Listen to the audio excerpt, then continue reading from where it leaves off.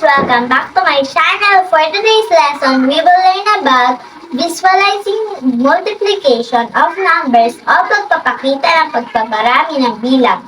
But before we start, don't forget to subscribe to my YouTube channel and turn on the notification bell. Also, follow our page. Thank you! Unang-una, dapat nating alamin ano nga ba ang tinatawag na multiplication. Multiplication, ito ay tinatawag na pagpaparami. Tinatawag itong repeated addition, ibig sabihin mabilisang addition. Halimbawa nito ay mayroon tayong 4 na bulaklak sa 3 grupo. Kapag pinagsama ito, ang magiging kabuoang bilang ay 12. Isa pang halimbawa, meron tayong 5 mangga sa 2 grupo. Kapag pinagsama ito, ang magiging kabuoang bilang ay 10. Mayroong iba't ibang paraan upang ipakita ang multiplication. Una dito ay ang skip counting. Meron tayong dito makikitang 10 basket na may 12 mansanas. Halina at samahan niyo ako na bilangin ang mga mansanas gamit ang skip counting.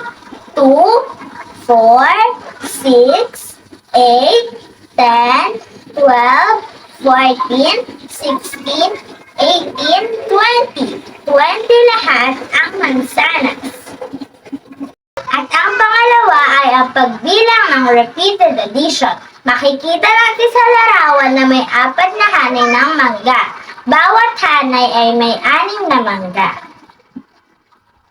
6 plus 6 plus 6 plus 6 is equal to 24. Ito ay tinatawag na addition sentence. Maaari din natin itong isulat ng multiplication sentence. 4 times 6 is equal to 24. At ngayon naman, tignan natin kung talaga may natutunan kayo sa akin. Ang kailangan nyo lang gawin ay isusulat nyo lang ang addition sentence at ang multiplication sentence.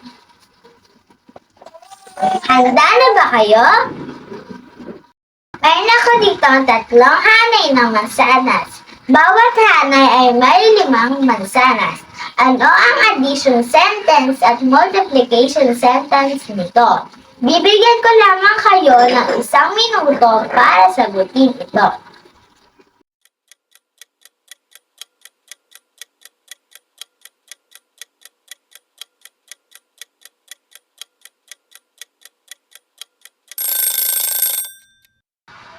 Magaling! Ang addition sentence nito ay 5 plus 5 plus 5 equals 15. Ang multiplication sentence naman ay 3 times 5 equals 15.